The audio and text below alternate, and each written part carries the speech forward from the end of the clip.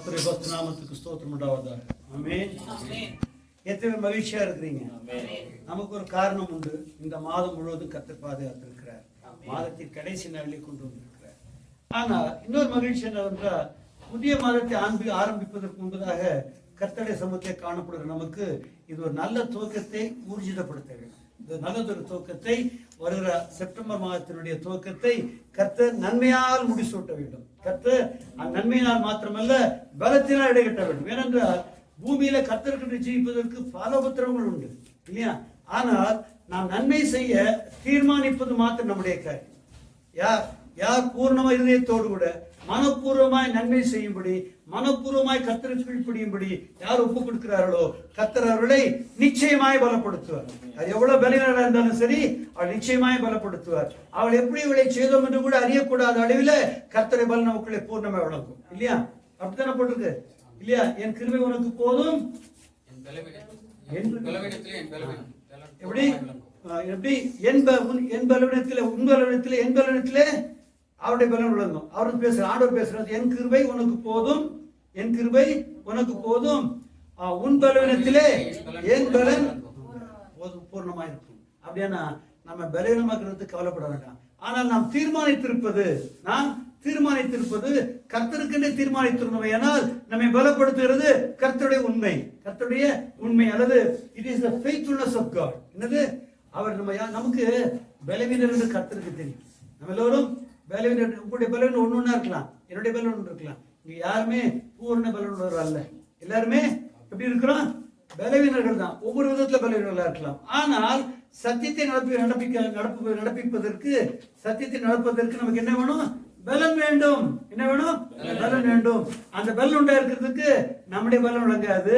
கர்த்தர் சொல்றாரு, என் கிருபை உனக்கு போதும், உன் பலவீனத்திலே என் பலன் பூர்ணமாய் விளங்கும்.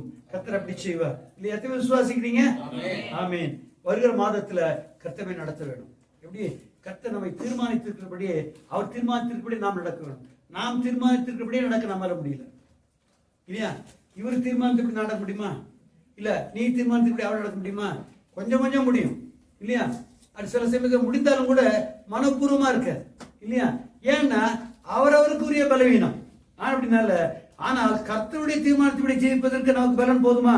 யாருக்கு பலன் போதாது. ஆனா அப்படினால நான் பலப்படுத்துவது கர்த்தராகவே இருக்கிறார். அப்படினால கர்த்தர் புதிய மாதத்திலே நான் பலப்படுத்தி புதிய வழியை நடத்த முடியாது. எல்லாரும் ஒப்புக்கொண்டு ஜெபம் பண்ணுங்க. இந்த புதிய மாதத்தில் ஆண்டவரே, நாங்கள் எல்லோருமாய் கர்த்தராக தம்முடைய மனதை அறிந்தவர்களாய், ஆண்டவரே தம்முடைய சத்தியத்தை அறிந்தவர்களாய், ஆண்டவரே தம்முடைய பிரமாணங்களை புரிந்து கொண்டவர்களாய் நாங்கள் கர்த்தராகவே அப்படியே தம்முடைய வழியில் நடக்க முடியாது. இந்த மாதத்தை எங்களுக்கு ஆசீர்வாதமாக்கித்தாரும். இதோ கர்த்தராகவே எங்களோடு தாம் பேசுகிற வார்த்தைகளை கொண்டு நாங்கள் ஜீவிக்க முடியாது, உதவி செய்ய முடியாது ஜெபிக்கிறோம் இயேசுவின் நாமத்தினால் பிதாவே. ஆமென். அல்லேலூயா. கர்த்தருடைய பரிசுத்த நாமத்துக்கு ஸ்தோத்திரம் உண்டாவதாக. இந்த காலையில இன்னைக்கு மெசேஜ் எடுக்கணும்னு ஒண்ணுமே வரல.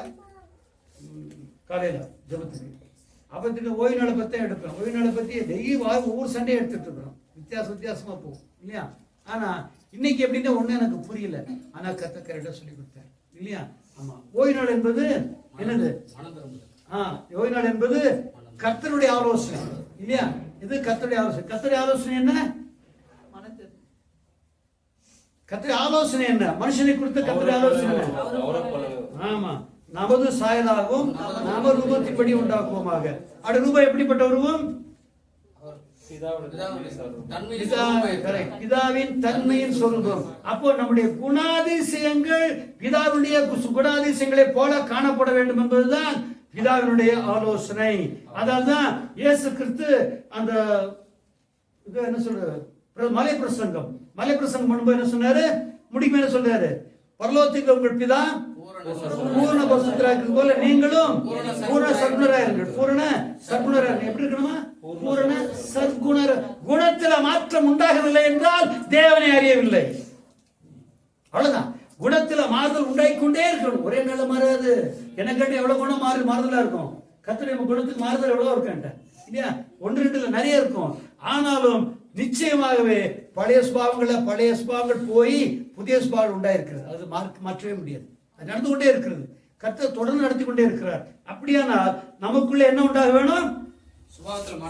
ஆமா, அவருடைய நற்குணம், அவருடைய சத்குணம் பூர்ண சத்குணராக இருக்கிறார். ஆனபடினால் நம்முடைய குணத்திலே மாறுதல் உண்டாயிருக்க வேண்டும். ஆனா குணம் எப்படி மாறும்? நம்முடைய சுபாவம் எப்படி மாறும்? அவர் வார்த்தை கேட்கொண்ட மாறுமா? அன்புனா மாறுமா? நம்முடைய ஜீவியம் திரும்ப திரும்ப அந்த ஜீவியத்தை செய்யும் போது அது சுபாவமா மாறும். ஒரு கிரியை தொடர்ந்து தொடர்ந்து கர்த்தருடைய வசனத்துக்கு ஏற்றவனமாய், கர்த்தருடைய பிரமாணத்துக்கு ஏற்றவனமாய், வேத வசனத்துக்கு ஏற்றவனமாய், உபதேசங்களுக்கு ஏற்றவனமாய் தொடர்ந்து ஜீவிக்கும் போது முதல்ல பிரமாணமா ஜீவிப்போம். எப்படி பைபிள்ல போட்டிருக்கு, ஆண்டவர் சொல்லிக்காரு, பாஸ்டர் சொன்னாரு, உபதேசத்தை ரொம்ப தெளிவா சொன்னாரு, கரெக்டா தான் இருந்தது, அப்படி ஜீவிப்போம் என்று சொல்லி கேட்ட உபதேசத்துக்கு ஒப்பு கொடுத்து ஜீவித்திருப்போம். இப்ப நாம ஜீவித்தோமா? உபதேசம் ஜீவிச்சு, உபதேசம் தான் ஜீவிச்சு, நாம செய்யல இல்லையா? ஆனால் தெய்வத்தை சிநேகித்து நம்மை கீழ்ப்படுத்தி, நம்முடைய சுயத்தை கீழ்ப்படுத்தி அவருடைய வார்த்தையை கை கொள்கிறோம். அதை அன்பினால் கை கொள்கிற பொழுது என்னாகும்? அது சுபாவமா மாறிவிடும். முதல்ல பாரமா தான் தோன்றும். எந்த ஒரு பிரமாணம் என்னவா இருக்கும்? பாரமாக தான் தோன்றும். அப்படித்தானே? இதை யார்கிட்டயா சொல்லி பாருங்க. கணவனானவன் மனைவி சொன்னா மனைவி பிடிக்காது, வாயை மூடின்னு போ அப்படின்பா. இல்ல ஒரு எஜமான் வேலைக்காரன் சொல்லிட்டு இருக்கோம், வேலையோட நோடினே இருப்பாயா அப்படின்னு. இல்ல ஒரு தலைவருக்கு சொன்னேன்னு சொல்லுவாங்க, கீழே உள்ளவன், இவன் தலைவராக ஆடுறாட்டம் போகுதுடா அப்படிதான் சொல்லுவான். இல்ல இவன் தலைவர் இருந்து ஆடுறாட்டம் போது என்னைக்கு ஒழிவனுக்கு தெரியல அப்படிம்பாங்க. இல்ல இல்லையா? அப்போ பிரமாணத்துக்கு கீழ்ப்படுவது யாருக்கும் பிரியம் இல்லை. ஆனா அன்பினால் கீழ்ப்படுகிறவன் பூர்ணமாய் கீழ்ப்படிவான். இப்படி பண்ணுவான். அன்பினால் கீழ்ப்படுகிறவன் பூர்ணமாய் கீழ்ப்படிவான். அவன் தன்னை ஒப்பு கொடுத்து கீழ்ப்படுகிறான் இல்லையா? அப்படியானால் நம்முடைய ஜீவியத்துல கர்த்தர் முதலாவதாக எகிப்திலிருந்து இஸ்ரவேல் ஜனங்களை கொண்டு வந்தார் இல்லையா? கொண்டு வந்தார்ல இல்லையா? கொண்டு வந்தவர் வரைக்கும் அவனுக்கு பிரமாணம் இருந்ததா? இல்ல இல்லையா? ஆனா முதலாவது கொடுத்த பிரமாணம் தெரியுமா உங்களுக்கு? ஓய்வு நாள் பிரமாணம். என்னது? ஓய்வு நாள். முதல்ல கொடுத்த என்னது? ஓய்வு நாள். வாசிங்க பார்க்கலாம். யாத்திரையாகமும்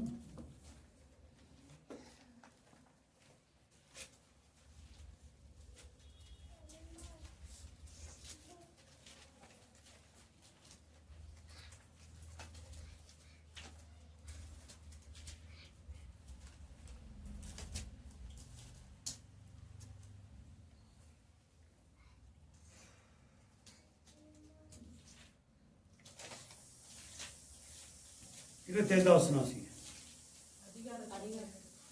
16ஆம் அதிகாரம் 25 வசனம்.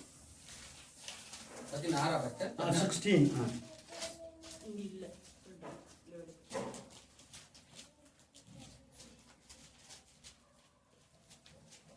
யாத்ராகமம் 16:25. And Moses said, Eat that today, for today is the Sabbath unto the Lord. Today ye shall not find it in the field. அப்பொழுது மோசே, அதை இன்றைக்கு புசியுங்கள், இன்று கர்த்தருக்குரிய ஓய்வு நாள், இன்று நீங்கள் அதை வெளியிலே காண மாட்டீர்கள். அப்போ ஓய்வு நாள் தான் கர்த்தர் என்ன பண்றாரு? அவளுக்கு புசிக்கிற மன்னாவை கட்டிட்டு இருக்கிறார். இன்றைக்கு ஒரு ஓய்வு நாள் என்பதற்கு அடையாளமாக அவளுக்கு புசிக்கத்தக்க ஆகாரம் எங்கேருந்து வருது? வானத்து வந்துடுது. முதலாவது ஆரம்பம் எங்கேருந்து வருது? நாம் ஆலயமா இருந்த சாப்பாட்டுக்கு கரெக்டா அது அவசியம் தெரியும். நமக்கு தேவையான கர்த்தர் தெரியுமா இல்லையா? அதனால பிரமாணங்களை கொடுப்பதற்கு முன்பதாகவே கர்த்தர் போஷிப்பதற்கு உண்மையா இருந்து என்ன பண்ணுகிறாரு? ஓய்வு நாள் என்று சொல்லி முதல்ல என்ன செய்யறாரு? என்ன பண்ணுகிறார்? போஷிக்கிறார் இல்லையா? ஓய்வு நாள் என்றால் ஓய்வுனா வேலையில விட்டு உட்காந்து என்ன ஆகும்? சோறு திங்க முடியுமா? அப்படித்தானே கேட்கிறான். வேலைக்கு போகும்போது சோறு திங்க முடியுமா? அப்படித்தானே கேட்கிறோம் இல்ல? அதனால ஓய்வு நாள் கொடுக்கிற என்ன பண்றாரு? அன்னைக்கு வானத்திலிருந்து மன்னாவை பொழிய பண்ணுகிறார் இல்லையா? இல்லையா? அப்ப என்ன பண்றாங்க? நம்முடைய ஜீவியத்துல எப்படி ஆனாலும் என்ன உண்டு?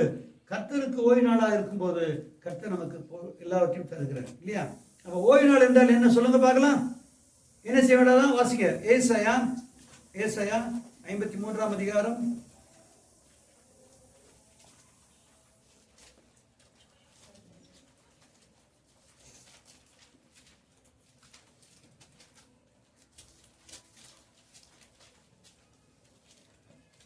53 13. 53 இல்லையா?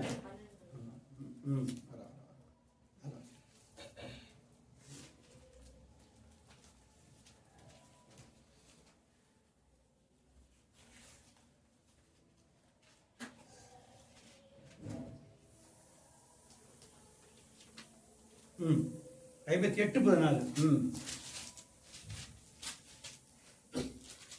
Then shall thou delight thyself in the Lord, and I will cause thee to ride upon the high places of the earth, and feed thee with the heritage of Jacob thy father, for the mouth of the Lord hath spoken it.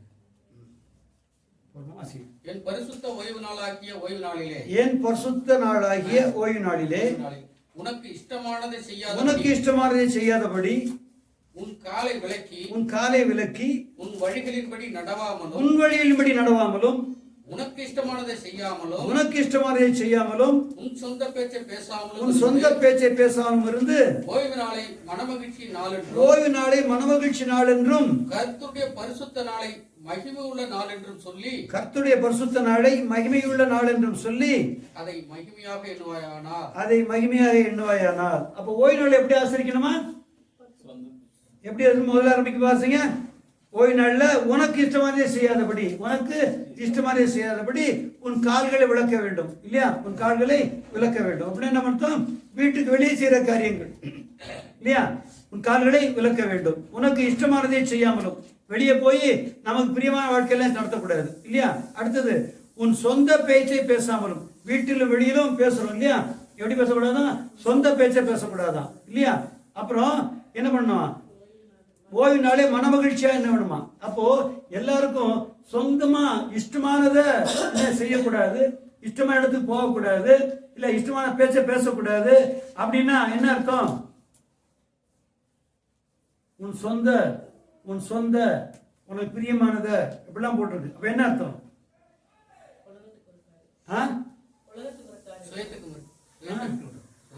அவன் சொந்தமே இல்லை, அவனுக்கு ஒண்ணுமே இல்லைன்னு ஆயிடுச்சு. பேசவும் கூடாது, போகவும் கூடாது, செய்யவும் கூடாது. என்ன இருக்கு? அவனுக்கு என்ன மிச்சம் இருக்கு? அதை எப்படி செய்யணுமா? இஷ்டமானதை செய்யாதபடிக்கு இல்லையா? உனக்கு இஷ்டமானதை செய்யாதபடிக்கு உன் கால்களை விளக்கக்கூடாது. ஏன்னா உன் கர்த்தருடைய வார்த்தையை விட்டு விலகத்தக்கதாக உன் காலை விளக்கக்கூடாது. அடுத்தபடி உன் வழியில் நடக்கக்கூடாது, உன் சொந்த வழியில் நடக்கக்கூடாது. அப்புறம் சொந்த பேச்ச பேசக்கூடாது இல்லையா? இதெல்லாம் எப்படி செய்யணும்? கஷ்டமா இருக்குமா சந்தோஷமா இருக்குமா? கஷ்டமா இருக்கும். ஆனா அதை மகிழ்ச்சியாய் செய்யணும். எப்படியா? அது எப்படி செய்யணுமா? மகிழ்ச்சியா. நம்ம தான் ஆண்டவர் சொல்லுமா செஞ்ச போறோம், நம்ம பிரியமா நடக்கணும், கத்து பிரியமா நடத்த போறோம் இல்லையா என்று யாரது போராடுங்க பைய. அப்போ நம்முடைய ஜீவியத்துல சொந்தத்துக்கு இடம் இல்லாம போறோம். என்ன அர்த்தம்? மரித்தோம் என்று அர்த்தம். எப்படி மரித்தோம் என்று அர்த்தம்? அப்போ ஓய்வு நாள்ல முதல்ல ஆரம்பிக்கிறது என்ன வருது? சுயத்துக்கு மரித்திருக்கிறோம். எப்படி சுயத்துக்கு மரித்திருக்கிறோம்? அப்போ சுயத்துக்கு மரித்திருக்கிறது எதன் அடையாளம்?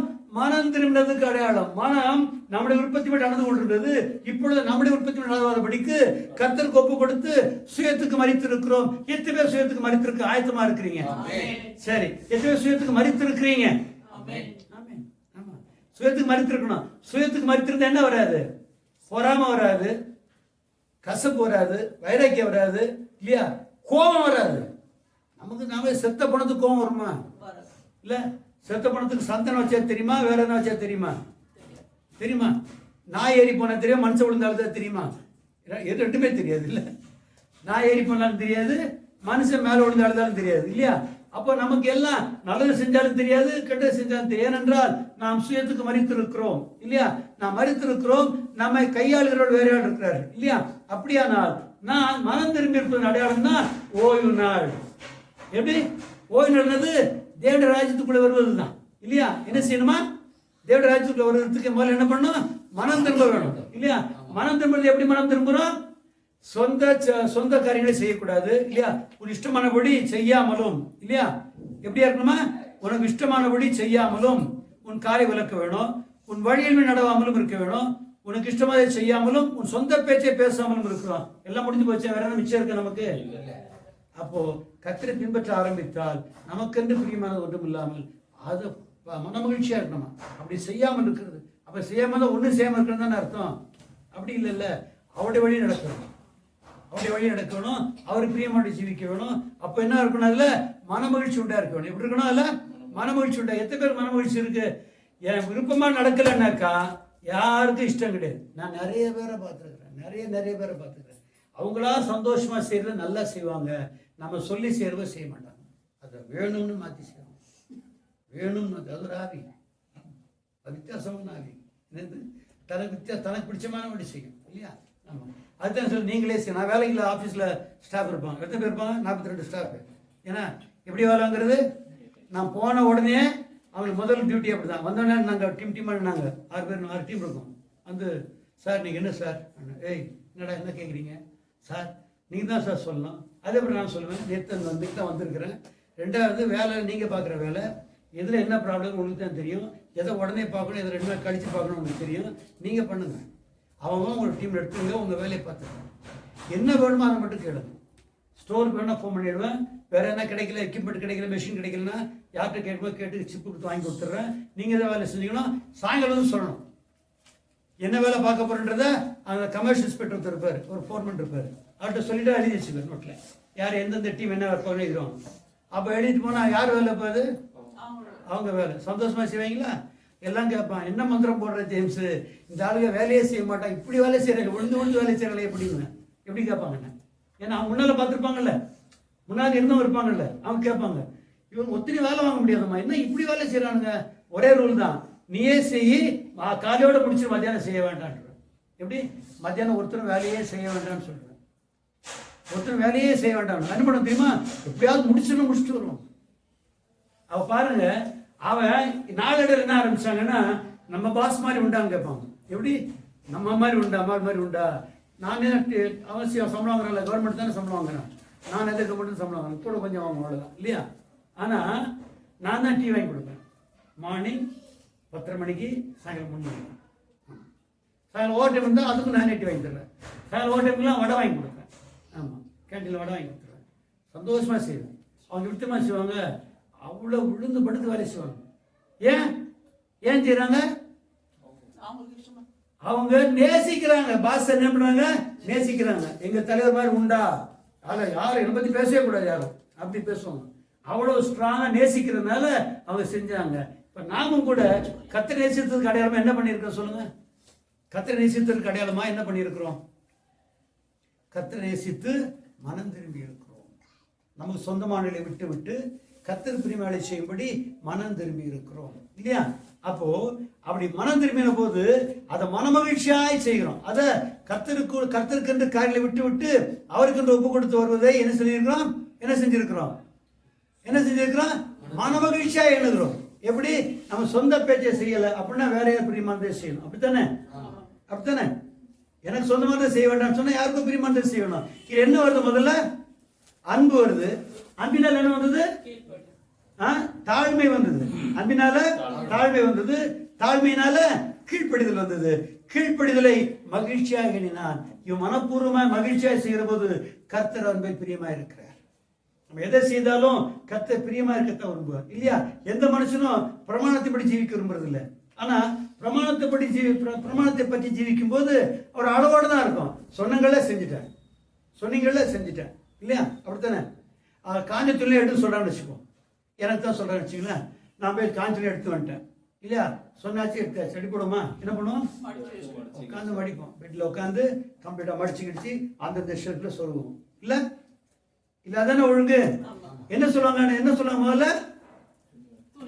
துணி காஞ்சிருச்சு, எடுத்துன்னு வந்துருங்கோ அப்படின்னா என்ன பண்ணும்? இப்போ எடுத்துன்னு வந்து என்ன பண்ணும்? அன்பினால் செய்யறதா இருந்தால் எப்படி செய்வோம்? அதை கொண்டு வந்து மடிச்சு எடுத்து வச்சு அதை அந்தந்த ட்ராயர்ல வைப்போம் இல்லையா?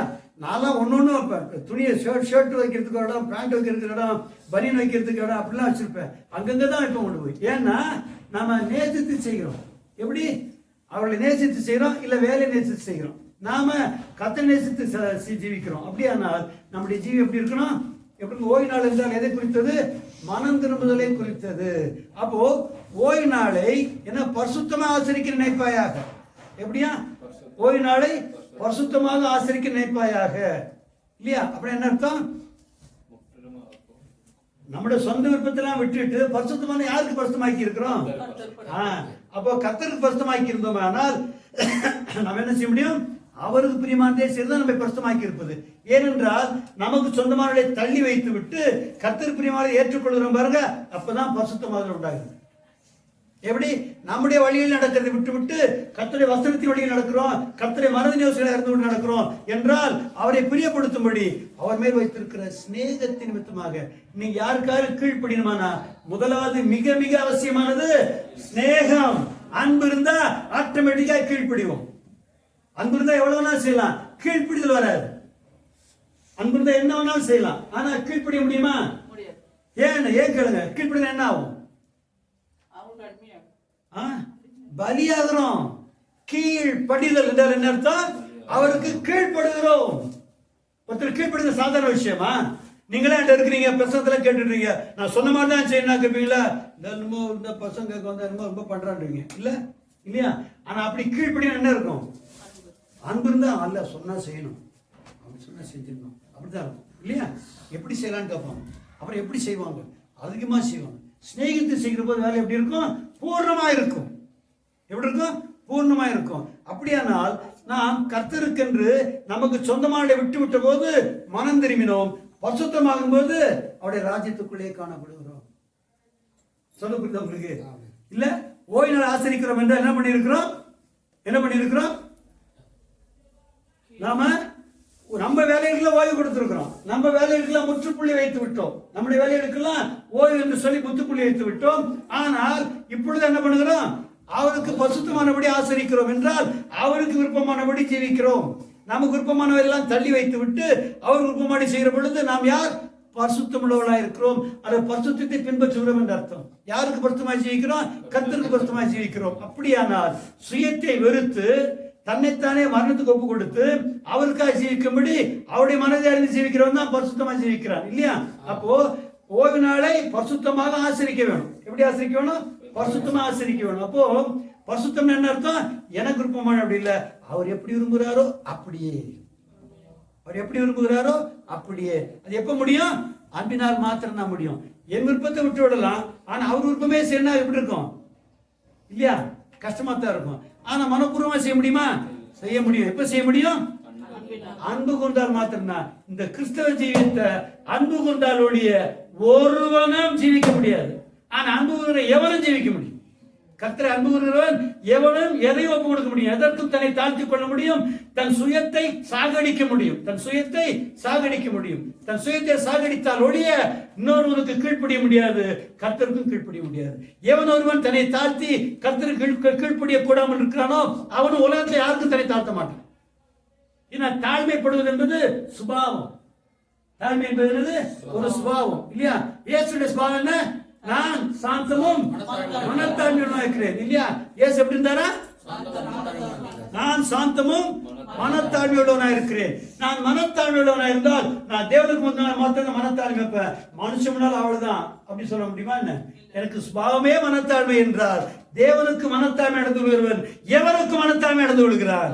தன்னிலும் சிறியவர்களுக்கும் தன்னிலும் தாழ்ந்தவர்களுக்கும் கீழ்ப்படி நடக்கிறான், தாழ்த்தி கீழ்ப்படுகிறான். ஏனென்றால் அது அவனுக்கு சுபாவமாயிற்று. என்ன ஆயிற்று? அது அவனுக்கு சுபாவமாயிற்று. இயேசு கிறிஸ்து தேவனுக்கு பிதாவுக்கு சமமா இருந்தார். ஆனா பூமியில் வந்த போது மனுஷன்கிட்ட தான் வந்தாரு. மனுஷன் தெரியுமா தெரியாது அவருக்கு இல்லையா? ஆனா மனுஷனுக்கு முன்னாடி தன்னை தாழ்மையாக்கி கொண்டாரா இல்லையா? தன்னை தாழ்த்தினார், பல விதங்களை தாழ்த்தினார் இல்லையா? அவரை எல்லாரும் தூஷிக்கும் போது தாழ்த்தினார், அவரை தூஷிக்கும் போது கூட தாழ்த்தினார் இல்லையா? இவன் பேய் பிடிச்சவன் சொன்னாங்க. கோவப்பட்டாரா? இல்ல, கோவப்படவில்லை இல்லையா? சொன்னாங்க இல்லையா? இன்னும் கேவலமாலாம் பேசியிருக்காங்க. இயேசுவை இன்னும் கேவலமாலாம் பேசியிருக்காங்க. ஒன்றும் கோச்சிக்கும் இல்லை இல்லையா? ஏனென்றால் மனத்தாழ்மை என்பது அவருடைய சுபாவம். அதான் சொன்னாரு, எடுத்து வந்து என்னத்தை கற்றுக்கொள்ளணும்? என்று கற்றுக்கொள்ளுங்கள், நான் சாந்தமும் மனத்தாழ்மை உள்ளவனா இருக்கிறேன். எத்தனை பேருக்கு மனத்தாழ்மை இருக்குன்னு நினைக்கிறீங்க? எத்தனை பேர் வாஞ்சிக்கிறீங்க? நீங்க வாஞ்சிக்கிறீங்கன்னா முதல்ல கர்த்தருக்கு நான் தாழ்த்தினீங்கன்னா நான் யார்கிட்டயோ கோவப்படலான்னு நினைச்சா கோவப்பட முடியாது. ஏன்னா ஐயோ ஆர்டருக்கு முன்னாடி நான் மனத்தாழ்மை நடக்க போனேன் எப்படி இருக்கும்? அவர் பார்க்குறாரு, கர்த்தர் பார்க்குறாரு. அப்போ எனக்கு சுபாவம் இல்லைனாக்கா கர்த்தர் துக்கப்படுவாருன்னு சொல்லி அவர் நிமித்தமாக யாருடைய தாழ்த்துவோம்? எப்படி? அவர் நிமித்தமாக மனுஷத்தை தாழ்த்திக்கிடுவோம். நான் மனுஷனை தாழ்த்துறோமா? பொய்யா சொல்லுவோம். கத்துக்குனா தாழ்த்துறோம்னு சொல்லுவோம். எப்படி கத்துக்குனா தாழ்த்தணுமா என்ன? எப்படி கத்துக்குனா தாழ்த்துறேன் சொல்லுங்க பார்க்கலாம். நான் வந்து கத்துக்குனா தாழ்த்தி கொள்கிறேன், எப்படி தாழ்த்து சொல்லுங்க பார்க்கலாம். மற்றவர்களுக்கு முன்பாக நம்ம தாழ்த்தி கொள்கிறது அப்படிதான் இல்லையா? இல்லையா? அப்படித்தானே போட்டிருக்கு. வாசிங்க பார்க்கலாம். மீகா 6:8. மீகா 6:8.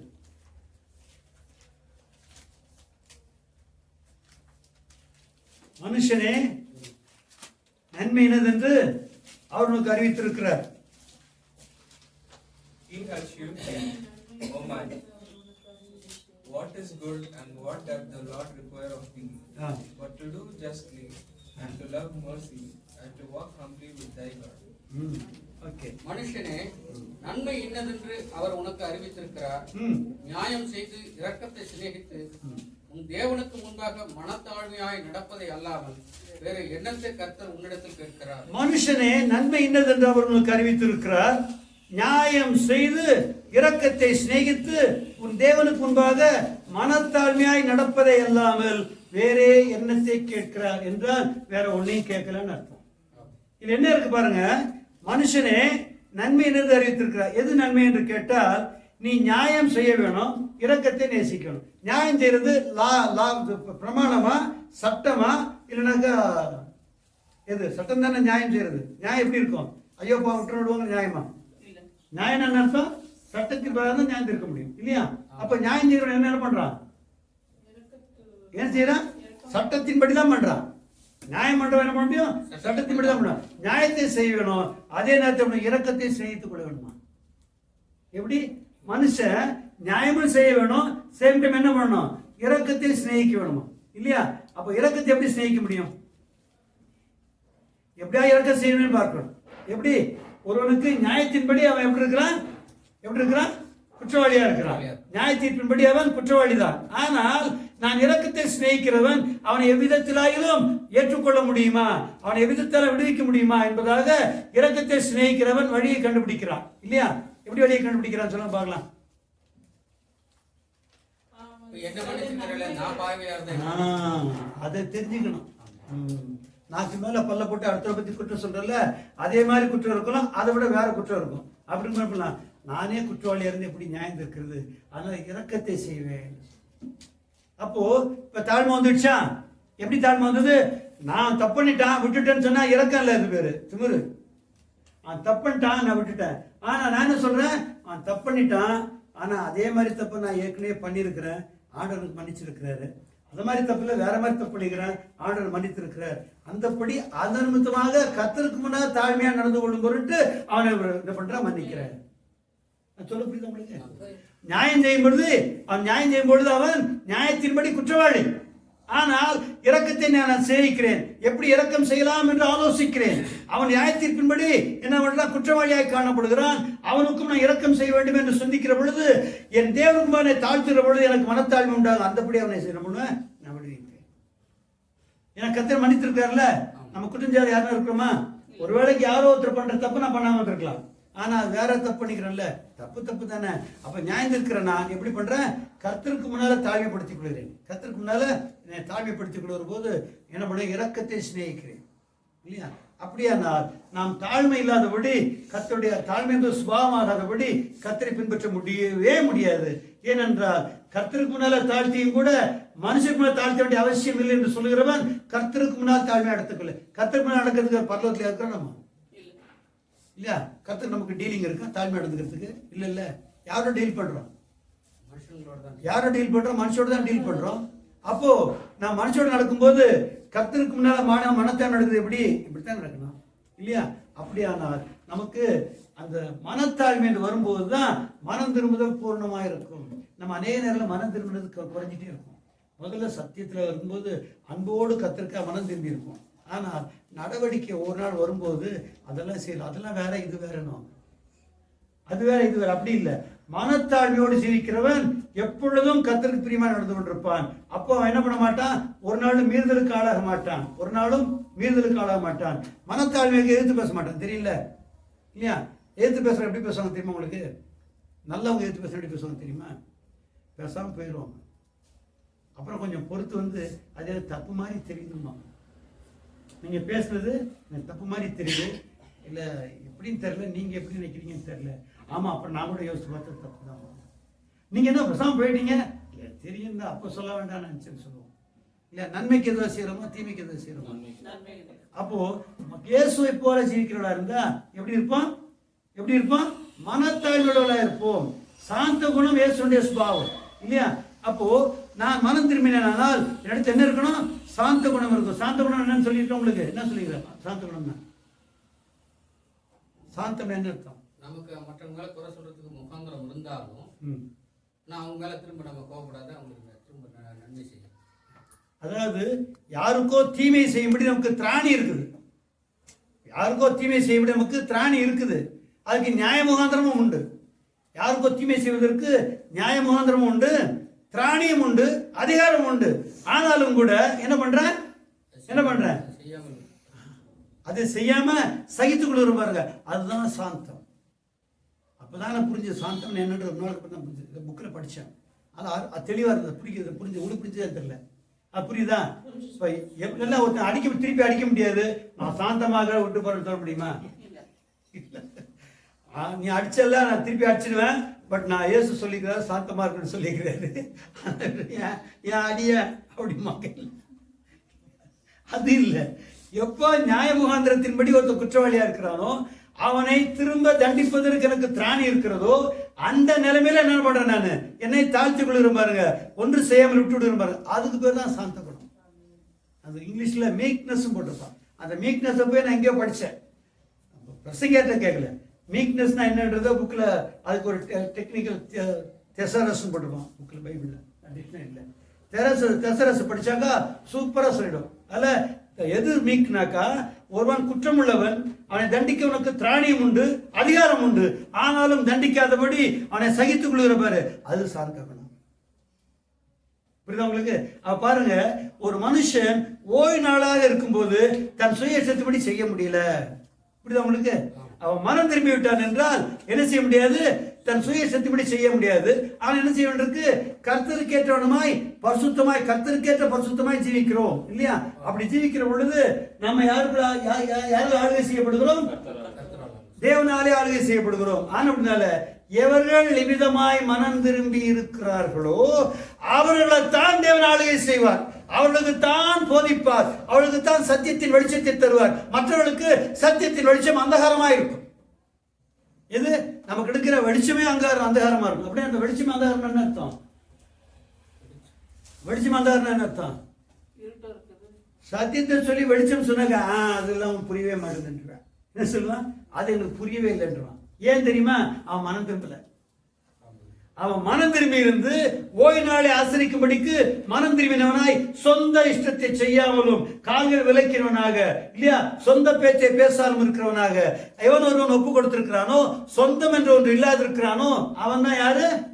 மனம் திரும்பினவன். இவ்விதமாய் எவர்கள் பூர்ணமாய் மனம் திரும்பி இருக்கிறார்களோ அவர்கள் தான் சத்திய வசனத்துக்கு உட்பட்டு தேவனாலே நடத்தப்படுகிறவர்களாய், இயேசுவினாலே போதிக்கப்பட்டு நடத்தப்படுகிறவர்களாய் இருப்பார்கள். அப்பொழுது அங்கே என்ன காணப்படுகிறது? தேவனுடைய ராஜ்யம் காணப்படுகிறது. சுவிசேஷம் என்ன சொல்லுங்க பார்க்கலாம். அதான் இயேசு ஆரம்பிச்ச சுவிசேஷம் அதுதான் இல்லையா? மத்தேயு 4:17 வாசிங்க. மத்தேயு 4:17.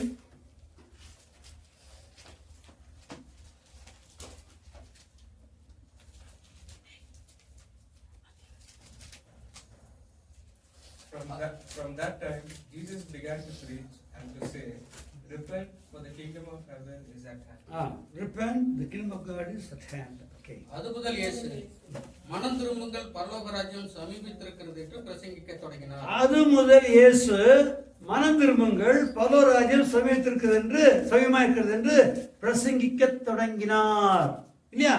பிரசங்கிக்க தொடங்கினார் தானே. இயேசு புதுசா கொண்டு வந்தாரா? ஓய்வு நாள் கொடுத்தாரு பாருங்க, அதுலயே சொல்லிட்டார்.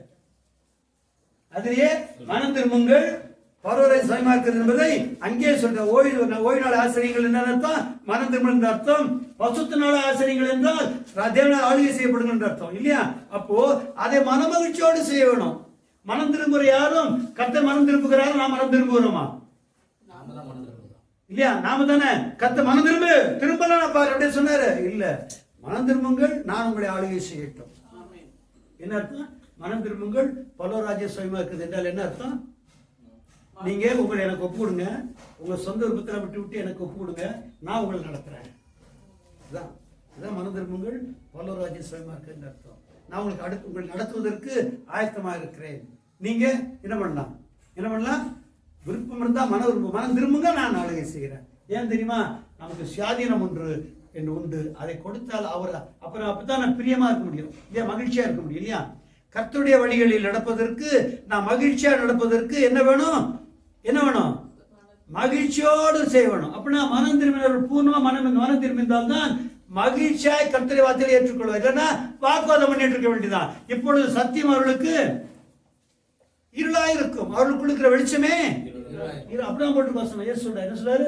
அவருக்கு உனக்குள் இருக்க வெளிச்சமே இருளாய் இருந்தால் என்ன செய்ய முடியுன்றார் இல்லையா. அப்படியானால் சத்தியத்தை ஏற்றுக்கொள்ளக்கூடாதபடிக்கு நமக்குள்ளே இருள் இருக்குமே, ஆனால் என்ன அர்த்தம்? என்ன ஆகும்? நாம தேவனுடைய ராஜ்யத்திலே காணப்படும். தேவனுடைய ராஜ்யத்தினா அவருடைய ஆளுகையிலே காணப்பட முடியாது. அவருடைய ஆளுகையிலே காணப்படவில்லை என்றால் பரலோகத்தில் பிரவேசிக்க முடியுமா? இல்ல. அப்படியானால் நமக்கு ஓய்வு நாள் ஆசிரிப்பது எப்படி இருக்கணுமா? எப்படி இருக்கணுமா? எப்படி இருக்கணுமா? மனம் திரும்பி மனமகிழ்ச்சியோடு செய்யக்கூடாது. எப்படி மகிழ்ச்சியா என்ன வேணும்? கர்த்தரை வார்த்தையை கை கொள்வதையும் என்னுடைய சுய விருப்பத்தை தள்ளிவிட்டு கர்த்தரை வார்த்தைப்படி ஜீவிப்பதை மகிழ்ச்சியா எண்ணுவாயாகில். எப்போ? அப்போ சுய விருப்பத்தை எத்தனைக்கு அதிகமா தள்ளி கர்த்தருக்காக ஜீவிக்கிறோமோ அப்புறம் எல்லாத்தையும் தடுத்து எழுதினார். முதல்ல ஆரம்பத்தில் கஷ்டம் போல தெரியும், அதுக்கப்புறம் சுயமே இருக்க, நமக்கு சுயாதீனமே இருக்க, சுயமே இருக்காது. அந்த பெருமை கர்வம் ஒண்ணு சரதா விட என்ன இட போது விடு அப்படின்னு போயிட்டே இருக்கலாம் இல்லையா. ஆனால் இது மனத்தாழ்வு இல்லாதவர்கள், தேவனுடைய ராஜ்யத்துக்கு ஒப்பு கொடுக்கத்தக்கதாக மனத்தாழ்வு இல்லாத இருந்தவர்கள், மனம் திரும்பாத இருந்தவர்களுக்கு தேவனுடைய ராஜ்யம் காணப்படாது. தேவனுடைய ராஜ்யம் வரவே வராது. ஏன்? அவர் மகிழ்ச்சியா செய்ய மாட்டாங்க. மகிழ்ச்சியா செய்ய போனா கத்தை ஏற்றுக்கொள்வாரா? இல்லையா. அப்போ புதிய வருஷத்துல இல்லையா, என்னது இல்லையா, அப்போ புதிய வருஷத்து புதிய மாதத்துல நாம் விதமாய் எல்லா நேரத்திலும் சுயேஷ்டத்தை தள்ளி தேவனுடைய சித்தத்துக்கு ஒத்ததா இருக்கிறதா என்று சோதித்தறிந்து அந்தபடி ஜீவிக்க ஒப்பு ஜெபம் எல்லாரும்.